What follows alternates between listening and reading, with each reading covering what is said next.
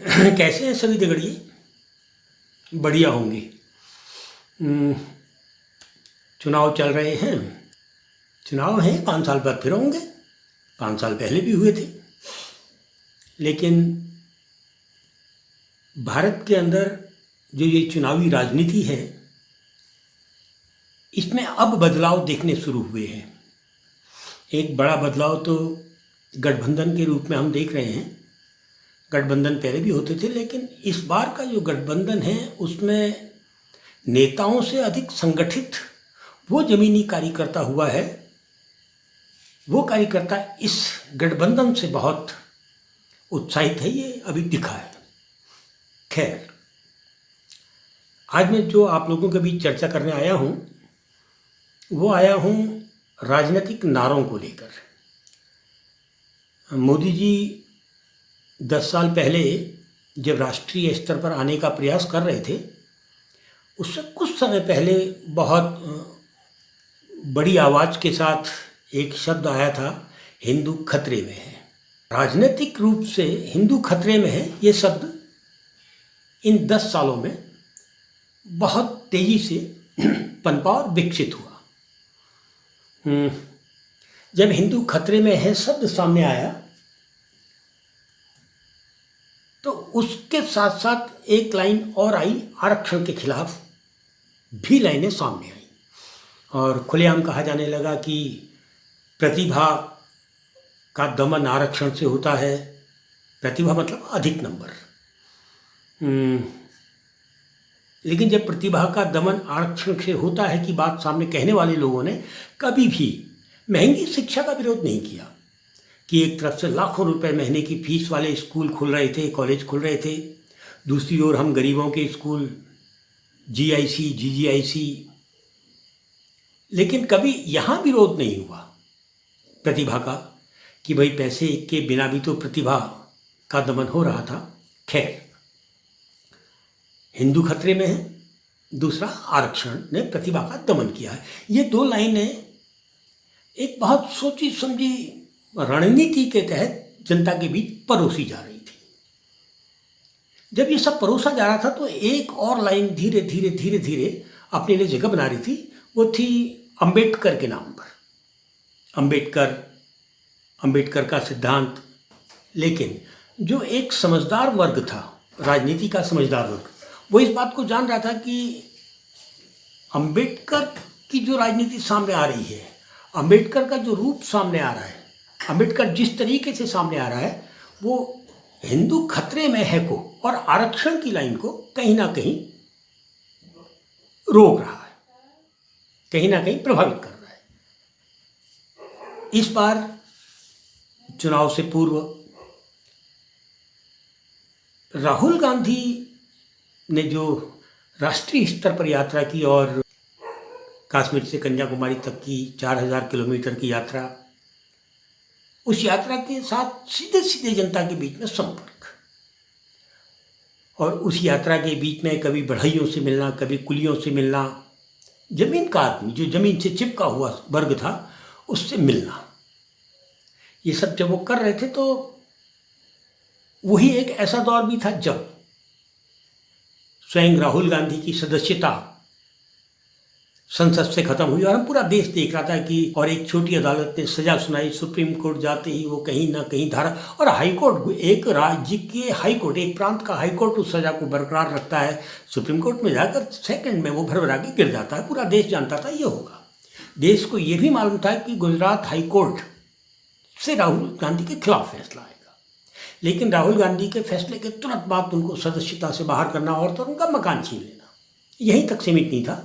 माननीय अडानी के खिलाफ जो भी संसद में बोला, 150 के करीब सांसदों को एक साथ बर्खास्त कर देना और उस बर्खास्तगी के बाद बहुत सारे प्रस्ताव पारित कर देना, ये सब ये देख रहा था। और ये भी देश ने देखा कि दिल्ली सरकार के कामों को किस तरीके से संसद में, पार्लियामेंट में कानून बना के प्रभावित किया गया। और ये भी देश ने देखा कि सर्वोच्च न्यायालय के एक आदेशनुमा फैसले, जिसमें वो कहते थे कि चुनाव आयोग की नियुक्ति में 3 वोट होंगे, एक सत्ताधारी दल का होगा, एक विपक्ष के रूप में बड़ी पार्टी का होगा और दूसरा तीसरा बोर्ड न्यायपालिका का होगा। इस सब को खत्म करने के लिए बाकायदा संसद में बहुमत का इस्तेमाल किया गया और कानून बनाए गए।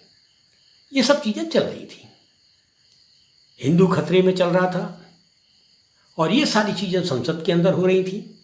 दूसरा, जो बहुत तेजी के साथ जो 20-22 खरबपति हैं देश में, वो तेजी के साथ और ज़्यादा संपन्न होते चले जा रहे थे।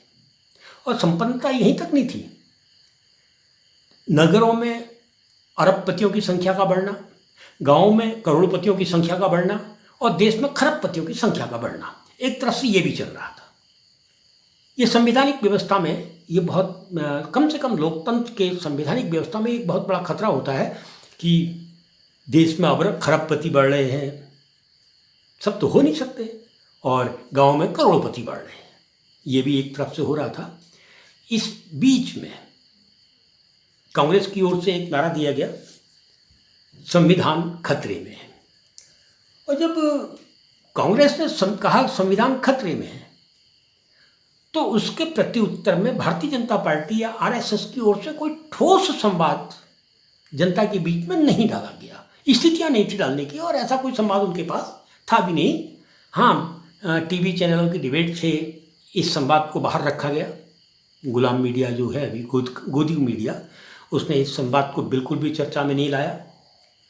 और तो और इस संवाद से जुड़े हुए भाषणों की जो पंक्तियां थी, उन्होंने हमारे प्रिंट मीडिया ने बिल्कुल ही नदारद कर दी। लेकिन सोशल मीडिया और भाषणों में संविधान खतरे में है शब्द घरों तक पहुंच गया और उसके साथ आरक्षण भी घरों तक पहुंच गया। तो अंबेडकर, जो कहीं अंबेडकर का नाम या अंबेडकर शब्द जो कहीं हिंदू खतरे में है के लिए चुनौती बन रहा था, आरक्षण के खिलाफ जो आवाज उठ रही थी उसके लिए चुनौती बन रहा था, वो एकदम ताकत में आ गया। इस बीच में राहुल गांधी ने एक और काम किया, कांग्रेस का एक घोषणा पत्र सामने आया और इस घोषणा पत्र ने कुछ नहीं किया है कि ये साबित करने की कोशिश की कि जो देश में कुल आबादी है उसका 70% तो कहीं खड़ा ही नहीं है और सारे के सारे सुख तो 30% लोग भोग रहे हैं। उस 30% को भी वो छांटते हैं, काटते हैं, पीटते, कहते हैं वो 10% बचते हैं।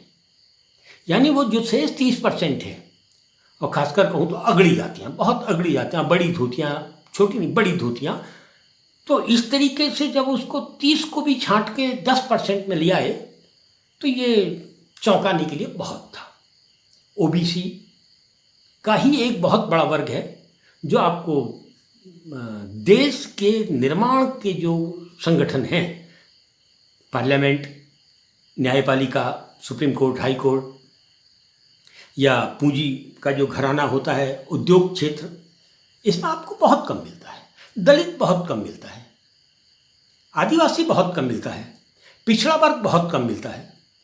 तो जब इन सब को जोड़कर राज कर रही आबादी को बहुत बौना कर दिया एक पंक्ति के साथ, तो गठबंधन को भी लगा कि ऐसी स्थिति में जब सारा का सारा वोट धर्म के नाम पर, भगवान के नाम पर, राम के नाम पर, हिंदू धर्म के खतरे के नाम पर संगठित किया जा रहा है सत्ता में बने रहने के लिए, तो उन्होंने कहा सत्ता में आने के लिए संविधान के साथ खड़ा होना और 70% लोगों के पक्ष में खड़ा होना ही एक शेष रास्ता बचता है। और बात आनफ फानफ में जो गठबंधन बना, उसने संविधान के खतरे को स्वीकार लिया कि सब एक लाइन बन गई, इंडिया की एक लाइन बन गई, संविधान खतरे में है। और संविधान खतरे में है के नाम से अगर डिबेटें होती इस लाइन के खिलाफ तो शायद कुछ रास्ता खुलता, लेकिन डिबेट के लिए कोई रास्ता बचा नहीं था कि बहुत कुछ इंडिया के पास कहने को था। सबसे बड़ी बात कि 22-24 खरबपति, वो पैसा कहाँ से आ रहा है, किसका पैसा आ रहा है, और संसद में पूछे गए सवाल कि 2500 करोड़ किसका, आदि।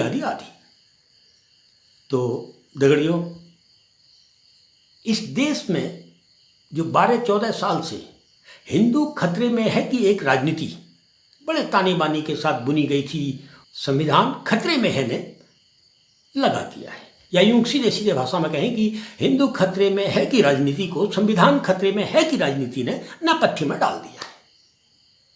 क्योंकि भारत में आज भी संविधान के प्रति आम नागरिक में बहुत सम्मान है। इस देश में चुनाव चल रहे हैं, राजनीति चल रही है, लेकिन इस चुनाव की राजनीति ने जो दो पंक्तियां दी हैं, एक राहुल गांधी खुलेआम कहते हैं कि देश में बढ़ रही खरबपतियों की संख्या चिंता का विषय है, जनपदों में बढ़ रही अरबपतियों की संख्या चिंता का विषय है, और गांव में बढ़ रही करोड़पतियों की संख्या चिंता का विषय है। एक ये पंक्ति इस देश के भविष्य के लिए महत्वपूर्ण बनती नजर आ रही है। दूसरा, 100 में 70 आदमी फिलहाल जब नाशाद है, दिल पर रख के हाथ कहिए देश के आज़ाद है। राहुल गांधी ने कहा कि 100 में से 70 आदमी मुख्य भूमिका में क्यों नहीं है, कुलियों का प्रतिनिधित्व संसद में क्यों नहीं है, कुलियों का प्रतिनिधित्व अदालतों में क्यों नहीं है, कुलियों का प्रतिनिधित्व, बढ़इयों का प्रतिनिधित्व, ओड़ मिस्त्रियों का प्रतिनिधित्व, मोबाइल और में हाथ काले रखने वाला, ग्रीस से हाथ काले रखने वाला मैकेनिक, बड़ी बड़ी फैक्ट्रियों का मैकेनिक, रिपेयरिंग सेंटरों का मैकेनिक, उसका प्रतिनिधित्व सत्ता में क्यों नहीं है, उसका प्रतिनिधित्व कानून में क्यों नहीं है, उसका प्रतिनिधित्व व्यवसाय में क्यों नहीं है। ये जो सवाल सामने आए हैं और वो पिछड़ेपन के हिसाब से सामने आए हैं, आदिवासियों के हिसाब नाम से सामने आए हैं, ओबीसी के नाम से सामने आए हैं, पिछड़ेपन के नाम से सामने आए हैं और दलित वर्ग के नाम से सामने आए हैं। और ये जो सब सामने आया है, ये अगर 70% लोगों को एक साथ खड़ा कर रहा है, खड़ा कर सकता है, तो निश्चित जानो आने वाले 70-80 साल तक भारत के संविधान को कोई भी नहीं छेड़ सकेगा।